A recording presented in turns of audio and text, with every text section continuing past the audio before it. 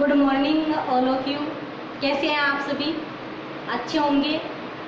देखिए, हमने भूगोल का चैप्टर 13 परिवहन एवं संचार चालू कर रखा है। आज इस चैप्टर को कंप्लीट कर लेंगे। तो मैंने कल आपसे कहा था कि कल मैं मैप के माध्यम से आपको प्रमुख हवाई पतन एवं प्रमुख समुद्री पतन समझाऊंगी।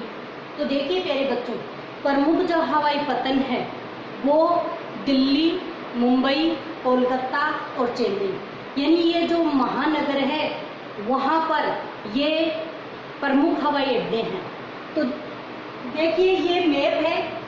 मैप में दिशाओं को जानना होगा। सबसे पहले ईस्ट, वेस्ट, नॉर्थ और साउथ, पूर्व, पश्चिम, उत्तर, दक्षिण। तो सर्वप्रथम हम देखेंगे कि उत्तर दिशा है उसमें दिल्ली, यानी सबसे पहले हम जो महानगर है उनको भर लेंगे। और पूर्व है वहाँ है कोलकाता। साथ के साथ आपको याद भी करना है। फिर उसके बाद में आपका पश्चिम है, वहां है मुंबई।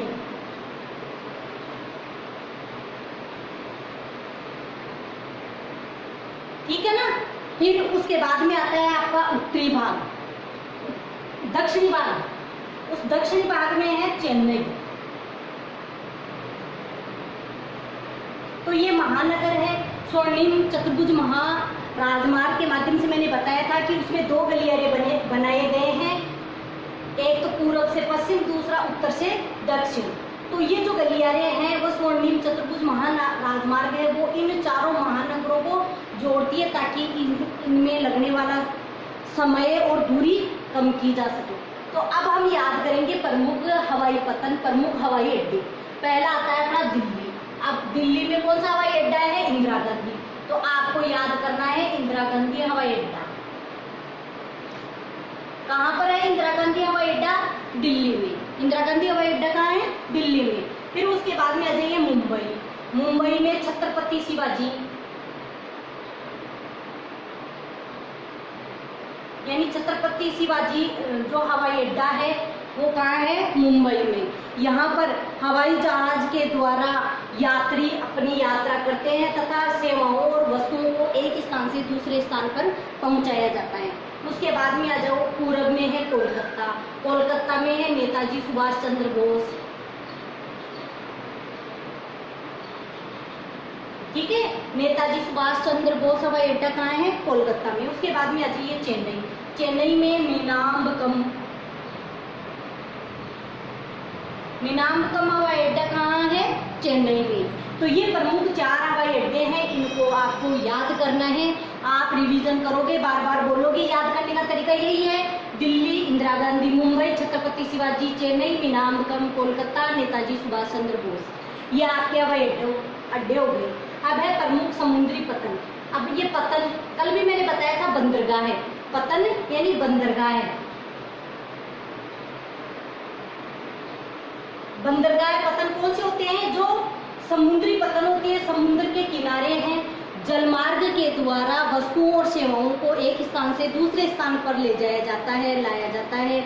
और जहाँ पर माल को ढोया जाता है, जहाँ से माल को उतारा जाता है और जहाजों में रखा जाता है, वो कहलाता है पतन। तो देखिए, अब पतन हम कहाँ से चालू करेंगे? अब देखिए, भारत का जो ये दक्षिणी भाग है वो प्रायद्वीप कहलाता है, क्योंकि इसके तीन ओर पानी है। एक तरफ है बंगाल की खाड़ी, एक तरफ है अरब सागर और एक तरफ है हिंद महासागर, यानी इसके तीन ओर पानी है। इसलिए भारत का जो दक्षिणी भाग है वो प्रायद्वीप कहलाता है। अब जहाँ पर पानी है वहीं पर तो पतन होंगे, बंदरगाह होंगे, समुद्री पतन होंगे। तो सर्वप्रथम हम गुजरात से चालू करेंगे। कांदला बंदरगाह है। कांदला बंदरगाह का है गुजरात में। तो आपको ऐसे याद करना है, कांदला गुजरात, कांदला गुजरात। उसके बाद में आ जाइए मुंबई।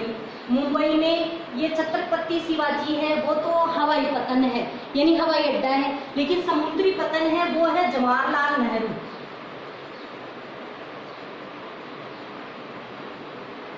जवाहरलाल नेहरू समुद्री पतन, ये कहाँ है? मुंबई में। अब इसके बाद में आ जाइए, इसके नीचे मार्मोगांव गोवा, ये गोवा है। यहाँ पर कौन सा पतन है? मार्मागांव, ठीक है। फिर जस्ट इसके नीचे आ जाइए कर्नाटक, ये जो आपका कर्नाटक है यहाँ है न्यू मंगलोर, न्यू मंगलोर समुद्री पतन कहाँ है?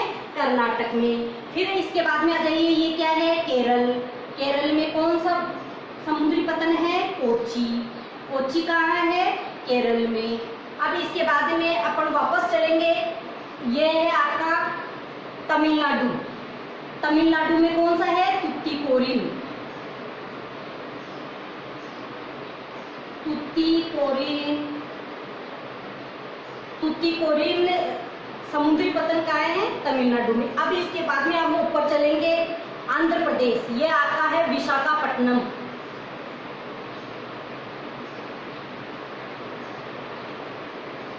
विशाखापट्टनम, विशाखापट्टनम कहाँ है? आंध्र प्रदेश में। विशाखापट्टनम कहाँ है? आंध्र प्रदेश में। उसके बाद में देखिए फिर ऊपर चलेंगे अपन, पारादीप, पारादीप कहाँ है? उड़ीसा में। ये जो आपका उड़ीसा है वहां पर कौन सा समुद्री पतन है? पारादीप। फिर उसके बाद में कोलकाता में चलेंगे, हल्दिया, हल्दिया समुद्री पतन कहाँ है? कोलकाता में।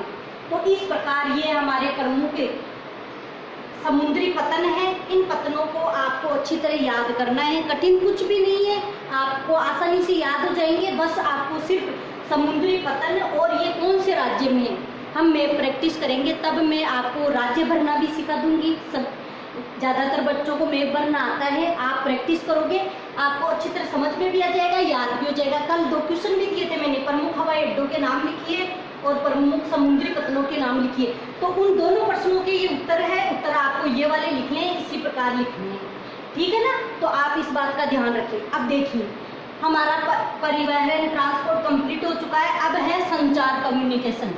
संचार यानी विचारों और संदेशों का आदान प्रदान, विचारों संदेशों भावों का आदान प्रदान क्या कहलाता है? संचार। अब संचार के साधन कौन कौन से हैं? प्रश्न बनता है कि संचार के साधन कौन कौन से हैं? दूरदर्शन, रेडियो, समाचार पत्र, press, cinema, internet, cable, mobile, telephone, ये सभी क्या है? संचार के साधन। फिर उसके बाद में देखिए भारत का जो डाक संचार तंत्र है विश्व का सबसे बड़ा संचार तंत्र है। भारत का डाक संचार तंत्र विश्व का सबसे बड़ा संचार तंत्र है। तो ये छोटे छोटे प्रश्न है, तिलगुत्रात्मक प्रश्न है, ये आपको साथ के साथ याद करना है और अपनी नोटबुक में भी लिखना है। अब देखिए प्रथम श्रेणी की, जो प्रथम श्रेणी का डाक कार्ड व लिफाफा बंद चिट्ठी, ये प्रथम श्रेणी के संचार के साधन है। प्रथम श्रेणी में आते हैं डाक कार्ड, लिफाफा, बंद चिट्ठी आदि। अब इसके बाद में ये संचार का जो साधन है अभी वर्तमान में चल रहा है इंटरनेट। तो इस इंटरनेट की शुरुआत कब हुई? इंटरनेट की शुरुआत कब हुई? 1969 में इंटरनेट की शुरुआत हुई। उसके बाद में है ईमेल की शुरुआत 1972 में हुई। इंटरनेट और ईमेल के माध्यम से हम विदेशों में दूर बैठे विदेशों की जानकारियां हासिल कर सकते हैं, विदेशों की जो घटनाएं हैं उनको प्राप्त कर सकते हैं। साथ ही साथ ये कम खर्चीला, ये जो इंटरनेट है ये कम खर्चीला है, इसमें बहुत कम खर्चा आता है। और इसकी जो और मुख्य विशेषताएं हैं वो है वीडियो कॉन्फ्रेंसिंग, कम खर्चीला होता है, समय की बचत हो जाती है, क्योंकि यदि हम संदेश एक स्थान से दूसरे स्थान पे पहुंचाए या हम पर्सनल जाके संदेशों को पहुंचाए तो उसमें बहुत सारा समय लगता है। तो इस इंटरनेट के माध्यम से समय की बचत हो जाती है। फिर साथ ही साथ हम अगले वाले को देख भी सकते हैं, जैसे हम इंटरनेट के माध्यम से ये श्रव्य और दृश्य यानी इसमें हम सुन भी सकते हैं और सामने वाले को देख भी सकते हैं। देश विदेश में जो घटनाएं घटित होती है उनको भी हम देख सकते हैं। फिर उसके बाद में देखिए चित्र और चलचित्र हम इसके माध्यम से देख सकते हैं। विश्व की जो प्रमुख घटनाएं हैं उनकी जानकारी प्राप्त कर सकते हैं।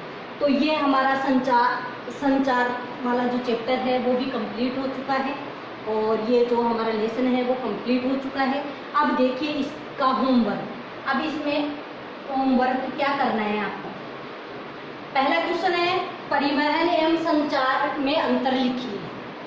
परिवहन एवं संचार में अंतर लिखिए। तो आपको परिवहन और संचार में अंतर लिखना है। फिर इसके बाद में देखिए इंटरनेट की उपयोगिता बताइए।